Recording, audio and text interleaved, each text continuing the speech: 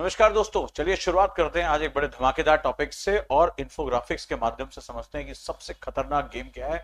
और वो है क्या मध्य पूर्व यानी मिडिल ईस्ट से शुरू होगा तीसरा विश्व युद्ध।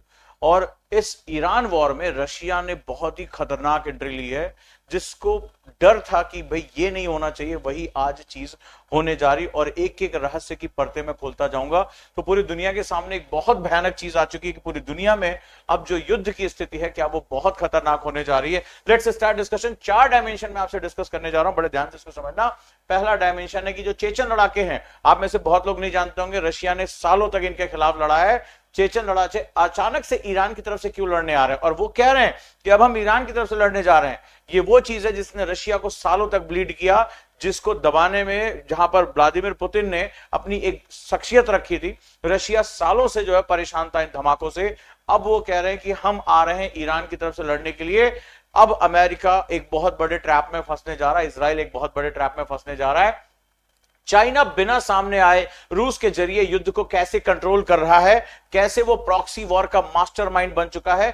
तीसरा सबसे इंपॉर्टेंट क्वेश्चन है कि अमेरिका के अंदर एक नए पर्ल हार्बर का खतरा कैसे मंडरा रहा है। पर्ल हार्बर वो शब्द है जिसने सेकेंड वर्ल्ड वॉर में हिरोशिमा नागासाकी किया था। क्या ऐसा कोई खतरा अमेरिका के ऊपर मंडरा रहा है, ऐसा कोई रहस्य जो आप जानना चाहते हैं। और चौथी चीज, क्या भारत इस ग्लोबल क्राइसिस का सबसे बड़ा शिकार बनेगा या सबसे बड़ा खिलाड़ी। देखते हैं कि क्या चीज निकलकर सामने आ रही है। मेरे साथ जुड़े रहिए। और मेंटरशिप 2.0 में लिमिटेड नंबर ऑफ स्टूडेंट्स के लिए एंट्री है, जल्दी से जल्दी शुरुआत करिए। क्या है ये बैच, क्यों ये बहुत इंपॉर्टेंट है, इसके बारे में हम जानकारी लेते हैं। चलिए शुरुआत करते हैं कि रूस ने इस ईरान इजराइल युद्ध में अचानक प्रॉक्सी एंट्री क्यों ले ली है। तो चलिए इस बात को समझते हैं। रमजान कादिरोव ने अमेरिकी सेना के खिलाफ ईरान जाने का सीधा ऐलान किया है। रूस की आधिकारिक सेना भेजे, मतलब हम देश, जब कोई देश अपनी सेना भेजता है तो वहां पर माना जाता है कि देश लड़ाई लड़ने जा रहा है। यहां पर मर्सनरीज जो है लड़ाई करने जा रहे हैं, यहां पर मर्सनरीज जो लड़ रही हैं, यानी बिना सीधा युद्ध किए रूस मध्य पूर्व में अपना दबदबा स्थापित करना चाहता है, अपनी पावर को दिखाना चाहता है। क्षेत्रीय युद्ध यानी रीजनल कॉन्फ्लिक्ट अब सीधे एक वैश्विक युद्ध में बदल सकता है, क्योंकि अगर चेचन ने यहां पर आ गए तो ये बहुत बड़े एरिया में फैलने का खतरा है। और यहां पर पहली बार ऐसा होगा जहां पर डायरेक्टली सेनाएं खड़ी हैं और उनके अगेंस्ट प्रॉक्सी सिचुएशन क्रिएट हो रही है। और ये बहुत ही खतरनाक सेगमेंट है कि क्या पुतिन की मौन सहमत के बिना जो चेचन ने इसको दबाया था, क्या ये रशिया जो है वो भस्मासुर पैदा कर रहा है जिससे लड़ने में उसने सालों अपने खर्च किए, या पुतिन की इसमें मौन सहमति है कि प्रॉक्सी वार को इतना गंभीर कर दिया जाए अमेरिका अब यहां से निकल ना पाए, इजराइल यहां से निकल ना पाए और उसकी पूरी इकोनॉमी तबाह हो जाए। एक बहुत भयानक युद्ध धीरे धीरे करके पूरे विश्व में फैलने लगा है, पूरे दुनिया को अपने जाल में लेने लगा है। दोस्तों चलिए एक और इंपॉर्टेंट बात आपसे शेयर करता हूं कि चेचन लड़ाके, जो चेचन फाइटर्स हैं, आखिर कौन है और उनका इतिहास क्या है। बहुत ही खतरनाक इतिहास रहा। रशिया कभी इन लड़ाकों को भूल नहीं सकता कि एक नई एंट्री के प्रभाव को समझने के लिए हमें इन लड़ाकों के इतिहास को देखना पड़ेगा कि इनके आने की घोषणा वाकई में इस युद्ध का इतना गंभीर परिणाम कैसे हो सकता है। चेचन अत्यधिक कठोर और युद्ध प्रेमी है और इन्होंने यूएसएसआर में सालों तक अपनी लड़ाइयां लड़ी हैं। बहुत इन्होंने रूस के खिलाफ एक भीषण और खूनी युद्ध, भयानक, एक समय तो ऐसा हो गया था रशिया में, यूएसएसआर में सिर्फ और सिर्फ बम धमाके घूमते थे। ऐसा लगता था चेचन लड़ाकों ने पूरे इलाके में कब्जा कर रखा था।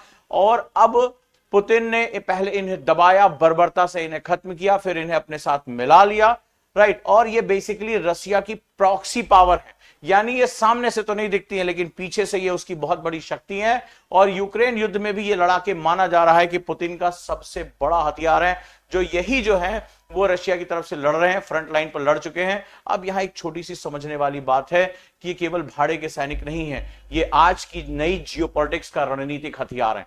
यानी युद्ध बिल्कुल अलग होता चला जा रहा है। हालांकि भारत के लिए नया नहीं है, भारत पाकिस्तान के साथ ऐसे लड़ता आया है। 1971 की हार के बाद पाकिस्तान को समझ में आ गया भारत से सीधे नहीं लड़ा जा सकता, तो उसने प्रॉक्सी वॉर शुरू किया। लेकिन अभी यूरोप और दुनिया के अन्य देशों को इन प्रॉक्सी लड़ाइयों के बारे में ज्यादा पता नहीं है। तो अब शायद उनके लिए एक ऐसा अनुभव होगा जहां दुश्मन कौन है यह पता लगाना बहुत मुश्किल होगा। एक देश जो तुमसे हाथ मिला रहा है, वही देश भाड़े के सैनिक भेज रहा है, भाड़े के आतंकी भेज रहा है कि जाओ और इस देश में उपद्रव करो। बहुत ही कॉम्प्लेक्स सिचुएशन क्रिएट होने जा रही है और अब यह माना जा रहा है कि युद्ध इतना आसानी से रुकने वाला नहीं है। चाइना इस पूरे युद्ध की सप्लाई चेन कैसे चला रहा है?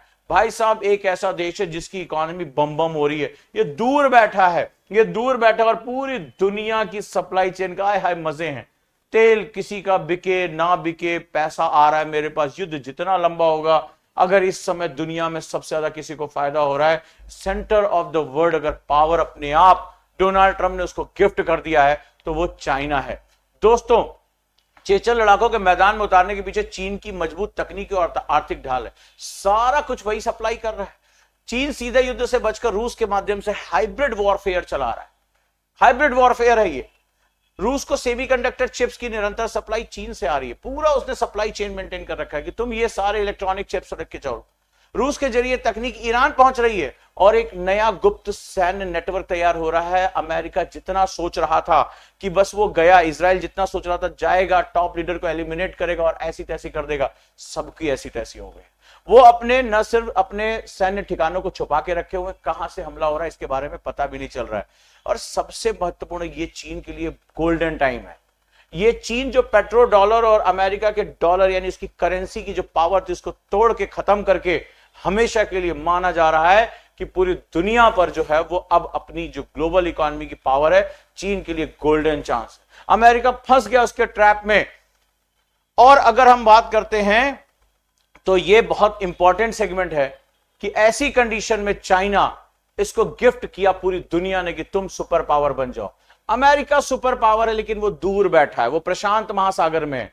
चीन हमारे सर के ऊपर है। सोचना यहां से शुरू करो कि अगर चीन इस तरह से सुपर पावर में कन्वर्ट हो जाता है, भारत के लिए कितना बड़ा खतरा होगा। क्योंकि भारत अतीत में इतनी गलतियां कर चुका है ना कि अब उससे ट्रेन छूट चुकी है। आज चीन बहुत ऊंचाइयां प्राप्त कर चुका है। भारत के लिए ऊंचाई प्राप्त करने में हम चाहे नेताओं के भाषण में बात करें, टीवी वीडियोस पे बात करें, लेकिन सच्चाई यह है कि हमारे सर के ऊपर बहुत बड़ा खतरा आ चुका है और चीन ने खुलकर दिखा दिया कि वो भारत के शत्रुओं को खुलकर सपोर्ट कर रहा है। और इसमें सबसे बड़ा जो हाथ है वो अगर आप देखेंगे तो पाकिस्तान है। अफगानिस्तान पाकिस्तान में थोड़ी सा भी तनाव होता है, वो दोनों को समझाने पहुंच जाता है क्योंकि दोनों के साथ उसके हित जुड़े हुए हैं। वो भारत को आगे बढ़ने से रोकने के लिए पूरी ताकत देने को तैयार बैठा है। चलिए अगले डायमेंशन की तरफ बढ़ते हैं कि ये अमेरिका के लिए अनकन्वेंशनल वॉरफेयर कैसे घातक है। अमेरिका को आदत ही नहीं, तो उसको तो सालों से सीधे जाए और छोटे छोटे देशों पर धूम धड़ाम करके सब कुछ खत्म कर दिया, बेपनाह बम गिराए। लेकिन अब इस बार वो ऐसे ट्रैप में फंसा हुआ है, ना उससे निगला जा रहा है ना उससे उगला जा रहा है। पूरी दुनिया को वो क्या मुंह दिखाएगा। सुपर पावर बनने चला था, मेक अमेरिका ग्रेट अगेन की बात करने चला था और अब वो दुनिया के ही ट्रैप में फंसता चला जा रहा है। दो ऐसे शिकारी जिन्होंने उसका शिकार कर लिया, यानी शिकारी इस बार खुद शिकार हुआ है। और अगर हम बात करें तो चीन का बैकअप और रूस की प्रॉक्सी, इसने पूरा सेटअप चेंज कर दिया। ऐसा लग रहा है कि अमेरिका, इजराइल और ईरान लड़ रहे हैं, लेकिन इसके पीछे महाशक्तियों का भयानक गेम चल रहा है। बहुत ध्यान से समझना कि युद्ध अब सीधे नहीं बल्कि प्रॉक्सी गुटों के जरिए लड़ा जा रहा है। और अमेरिका की जमीन पर पर्ल हार्बर जैसे नए हमले का गंभीर खतरा है। यानी अमेरिका में कुछ बहुत बड़ा है जिसको अमेरिका में वो जाके नष्ट कर दिया जा सकता है। ड्रोन और साइबर हमलों से व्यवस्था तुरंत ठप की जा सकती है। अमेरिका के ऊपर भी ड्रोन हमलों के पूरे चांसेस हैं। और अगर देखा जाए तो ईरान अमेरिका को एक लंबे थकाऊ युद्ध यानी वॉर ऑफ एट्रिशन में फंसाना चाहता है। अमेरिका थक जाए, उसकी इकोनॉमी बर्बाद हो जाए। एसिमेट्रिक वॉरफेयर है ये, यानी जहां शायद जैसा $2000 का एक ड्रोन और उधर अमेरिका के $1 मिलियन का जो है उसका जो है रॉकेट, कहीं पर ये दोनों बराबरी ही नहीं है। अमेरिका और इजराइल धीरे धीरे अपने वेपन्स खत्म करते चले जा रहे हैं और इस लंबे थकाऊ युद्ध से निकलने का कोई चारा उनके पास नजर नहीं आ रहा। दोस्तों, अब हम ये बात करते हैं कि अमेरिका को लग रहा था कि वो बहुत दूर है, वो बच जाएगा, लेकिन जिस तरीके से चाइना और रशिया उसको सपोर्ट कर रहे हैं ईरान को, अब लग रहा है कि ये वॉरफेयर एसिमेट्रिक है। क्योंकि 4000 किलोमीटर तक को मार देने वाली मिसाइलें ये दुनिया के पास, पता ही नहीं था कि ईरान के पास ये मिसाइल्स रखी हुई हैं। ये बहुत महत्वपूर्ण तरीके से आप ये समझ लीजिए। अब बात करते हैं, इधर डोनाल्ड ट्रंप लगातार धमकियां दे रहे हैं और महत्वपूर्ण कि हम अपनी सेना उतार देंगे, बूट्स ऑन ग्राउंड कहते हैं कि ईरान में अमेरिका की जो एलीट फोर्सेस हैं वो उतर जाएंगी। आज ही ईरान ने धमकी दी है, आ जाओ आ जाओ, वापस नहीं जाने देंगे। और मैंने पहले भी कहा था, अमेरिका के लिए सबसे बड़ा जो डर होता है, जो बुरा सपना है, वो बॉडी बैग्स है। जब अमेरिका में अमेरिकन सैनिकों के जब शव जाते हैं ना, बॉडीज जाती हैं, अमेरिका बर्दाश्त नहीं कर पाता उसको। और अमेरिका डर रहा है डोनाल्ड ट्रंप बोलते हैं अब हम सैनिक उतारेंगे उतारेंगे उतारेंगे, 15 दिनों से वो कह रहा है हिम्मत नहीं पड़ रही है, अंदर देश के अंदर इतना असंतोष है। उन्हें पता है कि ईरान की ज्योग्राफी इतनी कठिन है, वो पहाड़ियों से घिरा हुआ है, उसके बहुत गुप्त रास्ते हैं, उसके बहुत से बंकर, इसने सालों से तैयारी की थी रशिया चाइना के साथ मिलके, उसके बंकर जो हैं वो बहुत गहरे बहुत अंदर हैं। और ऐसी कंडीशन में अगर अमेरिकन सैनिक यहां उतरे, उनको यहां की भूगोल के बारे में जानकारी नहीं है, तो बहुत कैजुअलिटी होने के चांस है। अब सवाल है क्या होगा। अमेरिका के सीधे दखल से इस छद्म युद्ध का असली और भयानक स्वरूप सामने आ जाएगा। कुछ भी यहां पर किसी भी समय टर्न हो सकता है। अमेरिकी सेना के उतरते ही नाटो बनाम रूस ईरान चीन धुरी बन जाएगा। यानी एक तरफ नाटो, जहां पर डोनाल्ड ट्रंप कह रहा है कि नाटो को साथ आना पड़ेगा, और दूसरी तरफ रशिया चाइना और ईरान एक साथ आ जाएंगे। चेचन लड़ाकों का सीधा टकराव अमेरिकी सैनिकों से होगा, जिससे भारी तबाही होगी। ये चेचन वो लड़ाके हैं जो भयानक तरीके से तबाही कर सकते हैं, भयानक तरीके से, इनको सालों से लड़ने की आदत रही है। अमेरिकन सैनिकों को इतने भयानक सिचुएशन में लड़ने की आदत नहीं है। मध्य पूर्व के देश भी अमेरिका और ईरान के बीच बंटने पर मजबूर हो जाएंगे, यानी कुछ इधर जाएंगे और कुछ दूसरी तरफ जाएंगे। और ऐसी कंडीशन में बहुत बड़ी बात हो जाएगी, क्योंकि चीन भी सप्लाई चेन का एक बहुत बड़ा सेंटर है, निवेश का एक बहुत बड़ा सेंटर है। पूरी दुनिया में इनको ऐसी तैसी हो जाएगी। सबसे बड़ी बात, तुर्की जैसे नाटो देश का रुख इस युद्ध की दिशा में पलट सकता है। यानी वो नाटो का तो मेंबर है, लेकिन वो इस्लाम देशों का खलीफा बनने की कोशिश कर रहा है। अब तुर्की किधर जाएगा, बहुत बुरी स्थिति आने वाली है। और सबसे बड़ी बात है कि इधर अमेरिका में मिड टर्म चुनाव आने वाले हैं।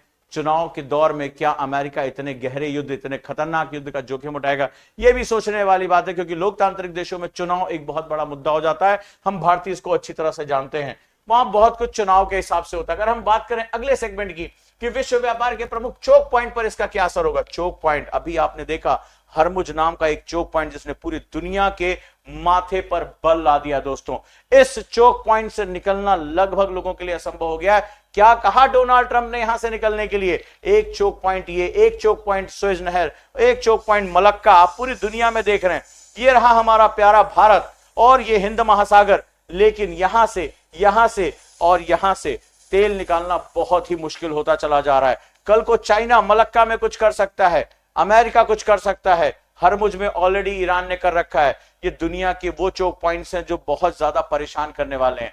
तो अगर हम सैन्य विस्तार का बहुत बड़ा प्रभाव देखें तो समुद्री व्यापार पर इसका प्रभाव पड़ना तय है। आपको यहां दिखाई पड़ रहा होगा क्या खूबसूरत दृश्य है। लेकिन आज डोनाल्ड ट्रंप ने कह दिया, या तो मुझसे तेल खरीदो या हरमुज में अपने जहाजों की रिस्क ले लो, हमारा कोई काम नहीं है। तुमने दुनिया से लड़ते समय पूछा था, तुमने पूछा था कि हम युद्ध करने जा रहे हैं, तुम लोग तैयार हो?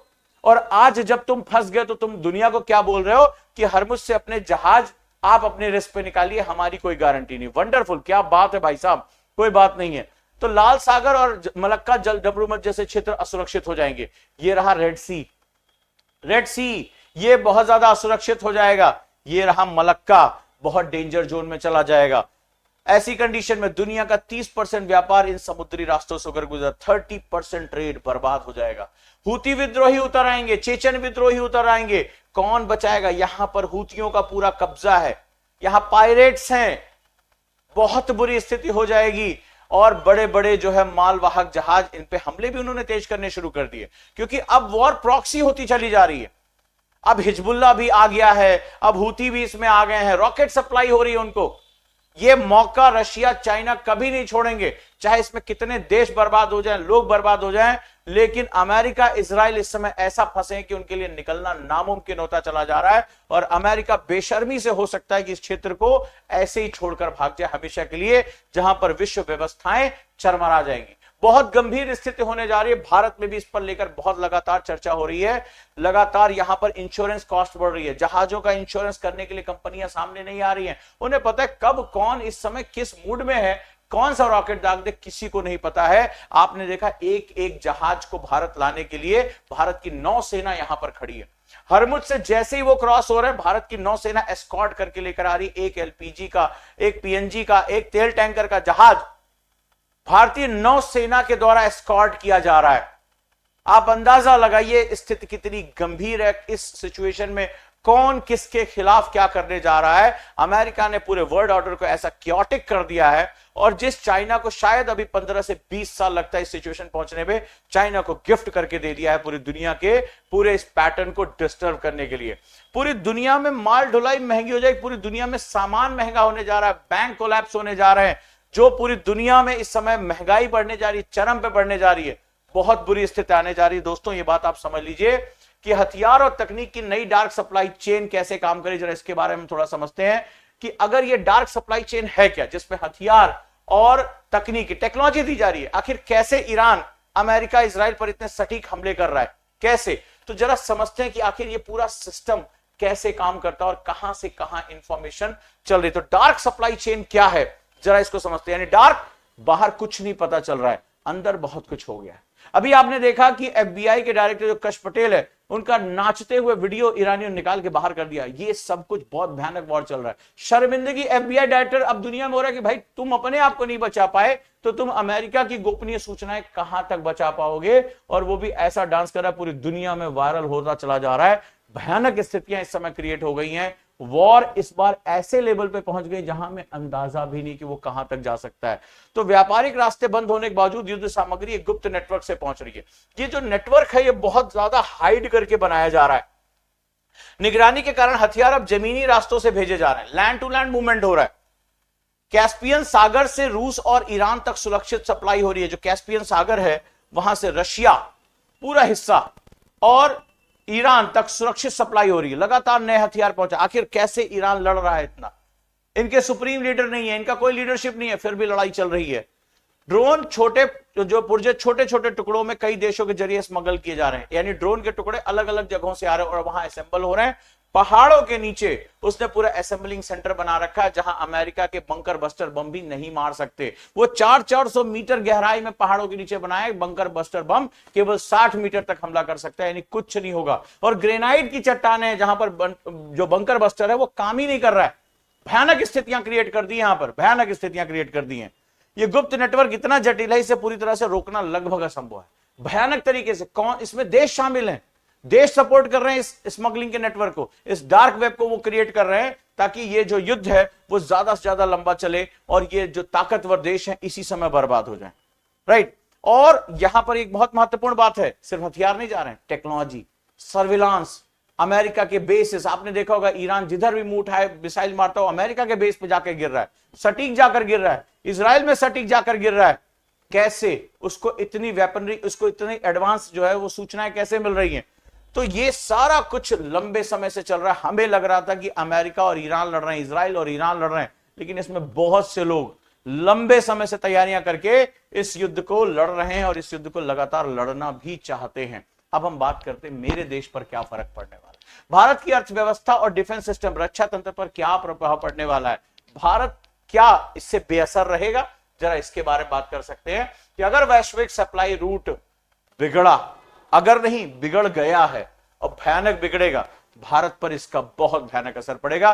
पहला असर आ ही गया। आज एयर ट्रैफिक फ्यूल की कीमतें बहुत जबरदस्त उछल गई, आज कमर्शियल पेट्रोलियम की कीमतें बहुत जबरदस्त उछल गई और भारत में भी महंगाई बढ़ने ही वाली है। अगला जैसे ही आपको मंथ का आएगा आपको पता चल जाएगा। डिफेंस इक्विपमेंट्स, जो आईसीज हैं, जो इक्विपमेंट्स हैं जो पूरी दुनिया से सप्लाई में आते हैं, वो बहुत महंगे हो जाएंगे। सप्लाई चेन पूरी तरह से बाधित हो जाएगी और जाने कब तक ये एस्टैब्लिश होगी भारत के माथे पर। भारत ने अभी तो अंगड़ाई लेनी शुरू की थी, अपने डिफेंस सेक्टर को अभी तो खड़ा करना शुरू किया था। इतना वज्रपात हुआ है जिसकी कोई हद नहीं। कच्चे माल के वैश्विक नेटवर्क टूटने से भारतीय मैन्युफैक्चरिंग सेक्टर, जिसको मेक इन इंडिया, हम तमाम तरह की योजनाएं चलाकर इसको दौड़ा रहे थे, हम बात कर रहे थे भारत की वैश्विक गाथा, भारत की ग्रोथ, सब ढम। चीन ने एक तीर से इतने शिकार किए हैं जिसकी कोई हद नहीं। आज वो विश्व विजेता बन गया बिना एक भी रॉकेट दागे, बिना एक भी सामने उसका फेस नहीं आ रहा है।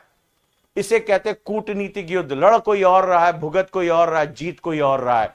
बहुत अजीबोगरीब स्थिति है। मुद्रास्फीति भयानक बढ़ने वाली है और जैसे ही मनी सप्लाई बढ़ेगी, इन्फ्लेशन बढ़ेगा, वैसे रिजर्व बैंक ब्याज दरें महंगी कर देगा, लोन महंगा कर देगा और जैसे ही यह लोन महंगा होगा भारत में निवेश मुंह के बल गिरेगा। इन पागलों से भरी दुनिया की कीमत हमें चुकानी पड़ेगी। भारत अभी तो उठ रहा था, अभी तो अपने पैरों पे खड़ा होना शुरू हो रहा था, रीढ़ की हड्डी पर वॉर हुआ है, क्योंकि इस तरह की स्थिति में उन अर्थव्यवस्थाओं को सबसे ज्यादा नुकसान होता है जिनकी एस्पिरेशंस बहुत हाई होती है, जिनके पास युवा आबादी होती है, समय कम होता है, उन्हें आगे बढ़ना होता है। बहुत बुरी स्थिति होने जा रही है। और अगर हम बात करें तो पूरी दुनिया आपस में जुड़ी है। हम अभी चाह के भी हमें 10 साल लग जाते सेल्फ रिलायंट होने में, हमें अपने ऊपर आत्मनिर्भर होने में। अब इतना समय हमारे पास बचा ही नहीं। टेक्नोलॉजी रातों रात चेंज नहीं हो सकती। हमें बिल्कुल अब कुछ नया सोचना पड़ेगा, नया समझना पड़ेगा। दुनिया पागलों से भरी है और जाने वो क्या क्या करने वाली है, इसके बारे में कुछ भी आपको पता नहीं चलने वाला। लेकिन सवाल यह है, क्या भारत, बहुत इंपॉर्टेंट क्वेश्चन है, संकट तो है, लेकिन संकट में ही जो साहसी होते हैं वो समाधान खोजते हैं। क्या भारत इस जियोपॉलिटिकल सिचुएशन को अवसर में बदल सकता है? जरा इसके बारे में सोचते हैं। क्या भारत इसको जियोपॉलिटिकल अवसर में बदल सकता है?